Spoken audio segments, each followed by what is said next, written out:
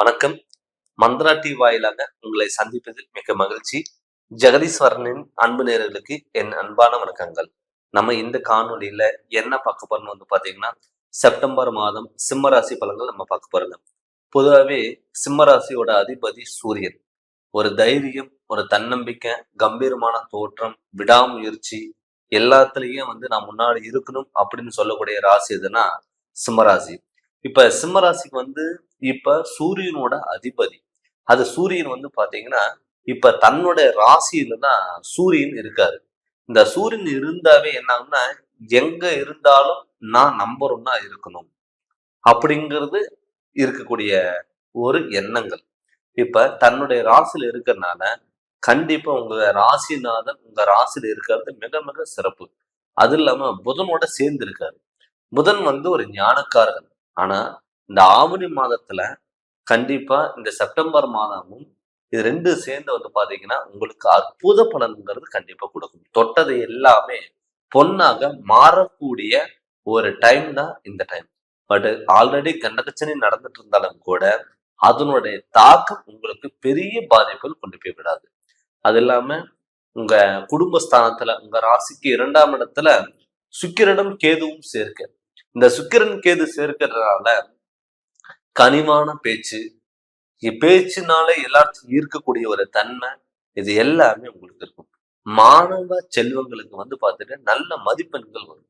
அவங்களுக்கு பாத்தீங்கன்னா இந்த டயத்துல படிக்கணும் அப்படிங்கறது ஆர்வம் கண்டிப்பா இருக்கும். அது மட்டும் நம்ம பார்க்காம இந்த சூரியனோட கேது இருக்கிறது மிகப்பெரிய ஒரு நல்ல மாற்றங்கள் உண்டாகும்.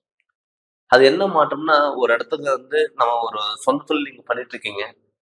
நீங்க ஒரு டேட்டுக்கு இந்த டேட்ல நான் டெலிவரி கொடுக்குறேங்க, இந்த டேட்ல நான் கமிட் பண்ணி கொடுக்குறேங்க அப்படின்னு சொல்லியிருந்தீங்கன்னா, இதுக்கு முன்னாடி அந்த டயத்துக்கு உங்களால கொடுக்க முடியாத ஒரு சுச்சுவேஷன் வந்திருக்கலாம். சொன்ன சொல்ல காப்பாற்ற முடியாத ஒரு சுச்சுவேஷன் உங்களுக்கு நிகழ்ந்திருக்கும். ஆனா இந்த டைம் உங்களுக்கு சொல்ல விட அதுக்கு முன்னாடியே கமிட் பண்ணி முடிச்சு கொடுக்கறதுக்கான டைம் இருக்கும். அது இல்லாம உங்க ராசிக்கு 7ஆம் இடத்துல சனி வக்கரம் அடைஞ்சிருக்காரு. இந்த 7ஆம் இடத்துல சனி வக்கரம் அடைஞ்சிருந்தாலுமே கூட உங்களுக்கு நல்ல வாய்ப்புகளை தேடி கொடுப்பாரு.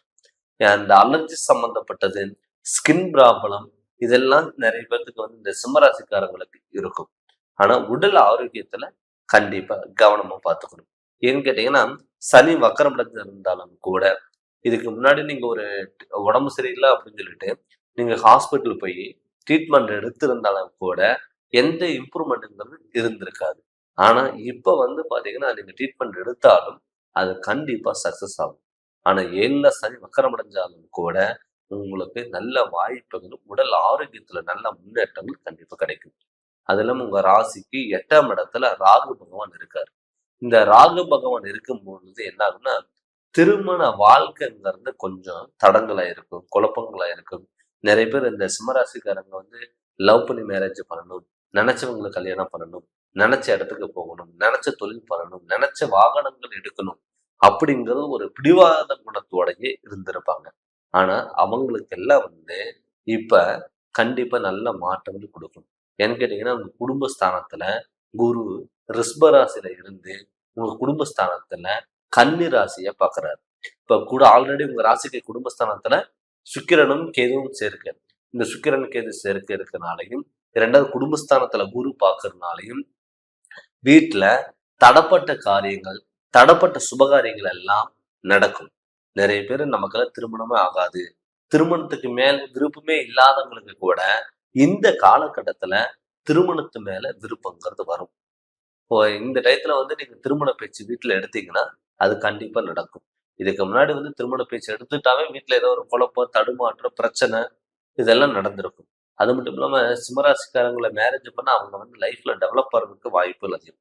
அது மட்டும் இல்லாம இப்ப புத்திர தோஷம், குழந்தை இல்லை, நாங்க குழந்தைக்கு போகாத கோயில் இல்லை, பார்க்காத ஹாஸ்பிட்டல் இல்லை அப்படின்னு நினைச்சவங்களுக்கு எல்லாம் கட்டாயம் குழந்தை பாக்கியம் கிடைக்கிறதுக்கு வாய்ப்புகள் அதிகம். அது இல்லாம உங்க ராசிக்கு 4ஆம் இடத்துல செவ்வாய் செவ்வாய் விருச்சிக ராசியை குரு பாக்குறாரு. அம்மாவுக்கு உடல் ஆரோக்கியத்துல தொந்தரவு இருந்துட்டு இருந்தா இப்ப பாத்தீங்கன்னா நல்ல இம்ப்ரூவ்மெண்ட்கள் கொடுக்கும். அம்மா வகையில வர வேண்டிய சொத்துக்கள், அம்மா வகையில இருக்க வேண்டிய உறவு முறைகள் இது எல்லாமே விலகி போனதெல்லாம் சேர்ந்து வருவதற்கான வாய்ப்புகள் அதிகம். அது இல்லாம நீங்க வந்து உங்களை சுத்தி எப்பவுமே சிம்மராசிக்காரங்களுக்கு பொதுவாவே எதிர்ப்புகள் இருந்துட்டே தான் இருக்கும். உங்ககிட்ட நல்ல விதமா பழகிக்குவாங்க. உங்ககிட்ட நல்ல விதமா பேசிக்குவாங்க.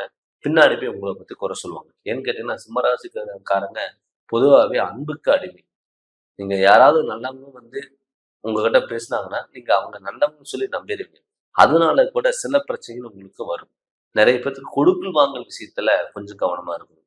என் நண்பர்கள் இருக்காங்க, நல்ல ரிலேட்டிவ்ஸ் கேட்கறாங்க, நம்ம சொந்த பந்தங்க கேட்கறாங்க அப்படின்னு யாருக்காவது ஜாமீன் எடுத்து சப்போர்ட் கொடுக்கல் வாங்கல் போட்டீங்கன்னா, இந்த டைம் வந்து உங்களுக்கு கொஞ்சம் கரெக்டான குடுக்கல் வாங்கல் விஷயத்துல கொஞ்சம் இது கரெக்டான டைம்ங்கிறது இல்லைங்க. அது மட்டும் இல்லாம நெறைய பேர் சொந்த தொழில் பண்ணலாமா? வெளியூர் போகலாமா?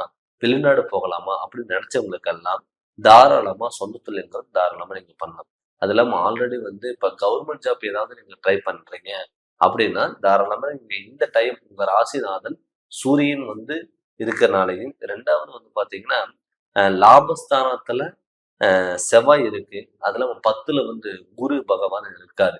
அப்படி இருக்கும் பொழுது, உங்க ராசிக்கு எல்லாம் ஃபேவரபிளா இருக்கனால, வெளியூர் பயணங்களா இருக்கட்டும், வெளிநாடு பயணங்களா இருக்கட்டும், சொந்த தொழில் ஆரம்பிக்கலாம்னு நெனைச்சாலுமே கூட, கவர்மெண்ட் ஜாப்க்கு ஏதாவது ட்ரை பண்ணாலும் கூட கண்டிப்பா கிடைக்கும். இல்ல ஆல்ரெடி நான் கவர்மெண்ட் ஜாப் இருக்கேன். இல்ல வேற ஏதாவது தொழில் நான் ட்ரை பண்ணலாமா? அப்படின்னு நீங்க நெனைச்சீங்கன்னா, தாராளமா நீங்க ட்ரை பண்ணலாம். அ அரசாங்க உத்தியோகம், 2வது வந்து போலீஸ், ஆர்மில இருக்கிறவங்க இதெல்லாம் வந்து கண்டிப்பா நல்ல இம்ப்ரூவேஷன் பண்ணக்கூடிய ஒரு டைம் தான் இந்த டைம். அதனால வந்து பார்த்தீங்கன்னா, முடிஞ்ச அளவுக்கு மத்தவங்கள நம்பாம, நீங்க உங்க மேல நம்பிக்கை வச்சு, கண்டிப்பா இது நீங்க ட்ரை பண்ணுங்க. கட்டாயம் உங்களுக்கு நடந்தே தீரும். அது மட்டும் இல்லாம வீடு கட்டலாம், இடம் வாங்கலாம்னு நெனச்சீங்கன்னா கூட, தாராளமா நீங்க கட்டலாம். ஏன்னு கேட்டீங்கன்னா, லாபஸ்தானத்துல செவ்வாய் இருக்காரு. அந்த செவ்வாய் வந்து உங்களுக்கு அந்த லாபகரமான வாய்ப்புகள் எல்லாம் உங்களுக்கு அமைச்சு குடுப்பாரு. இப்போ ஒரு தொழில் இன்வெஸ்ட்மென்ட் பண்றீங்க. தொழில்ல வந்து உங்களுக்கு நல்ல இம்ப்ரூவ்மென்ட்கள் குடுக்கும். வண்டி வாகனங்கள் நீங்க ஏதாவது வாங்கலாம்னு நெனச்சாலும், தாராளமா வண்டி வாகனங்கள் நீங்க வாங்கலாம். முடிஞ்ச அளவுக்கு இப்ப சனி உங்கள ராசிக்கு 7ஆம் இடத்துல இருக்கனால, இரவு நேரங்கள் பயணங்கள் மட்டும் முடிஞ்ச அளவுக்கு நீங்க தவிர்த்துக்கோங்க. அத தவிர்த்துக்கிட்டாவே உங்களுக்கு நல்லது கண்டிப்பா நடக்கும். அது இல்லாம உங்க ராசிக்கு லாபஸ்தானத்துல செவ்வாயும், குடும்பஸ்தானத்துல சுக்கிரனும், கேதுவும் இருக்காரு. அந்த கேது வந்து என்னன்னா, சில டயத்துல வந்து பாத்துட்டீங்கன்னா, அ கொஞ்சம் குடும்பத்துல இப்ப நல்லதும் பண்ணிட்டு, கொஞ்சம் குழப்பத்த உண்டு பண்ணிருவாரு. அதனால கணவன் மனைவிகளா இருந்தாலும், அப்பா, அம்மா இருந்தாலும், உறவுமுறைகளா இருந்தாலும், கொஞ்சம் விட்டு குடுத்துட்டு போங்க. இத விட அது பெருசு, அத விட அது பெருசுன்னு சொல்லிட்டு, இருக்கிறத விட்டுட்டு, பறக்கறக்கு ஆசைப்படாம, பொறுமையா இருந்தாவே, உங்களுக்கு எல்லாமே சாதிக்கக்கூடிய ஒரு தன்மையான வாய்ப்புகள் உங்களுக்கு கண்டிப்பா உங்களை தேடி வரும். இப்ப நம்ம என்னதான் கிரகநிலைகளோட கோச்சாரப்படி நம்ம பார்த்தாலும், தன்னுடைய சுய ஜாதகத்துல நடக்கக்கூடிய திசாபுத்திகள் எப்படி இருக்கு? நம்ம இந்த ஜாதகத்துல நமக்கு யோக பலன் இருக்கா? நம்மனால இந்த திசைகள்ல வந்து நமக்கு எஃபெக்ட் போட்டாலும் அதுக்கான பலன் கிடைக்குமான்னு சொல்லிட்டு, உங்களோட முழு ஜாதகத்த உங்களுடைய ஜோதிடர்கிட்ட கேட்டு நீங்க தெரிஞ்சுக்கோங்க. நீங்க ஏதாவது ஜாதகம் பார்க்கணும்னு சொல்லி விருப்பப்பட்டீங்கன்னா, என்னுடைய நம்பருக்கு நீங்க ஃபோன் பண்ணி கன்சல்டிங் வாங்கிக்கோங்க. கண்டிப்பா உங்களுக்கு நல்ல விளக்கங்கிறது நான் தரேங்க. இந்த சேனல் நீங்க ஃபர்ஸ்ட் டைம் பார்க்குற மாரி தான் சப்ஸ்கிரைப் பண்ணுங்க. பெல் பட்டன டச் பண்ணுங்க. உங்க நண்பர்களுக்கு ஷேர் பண்ணுங்க. நன்றி, வணக்கம்.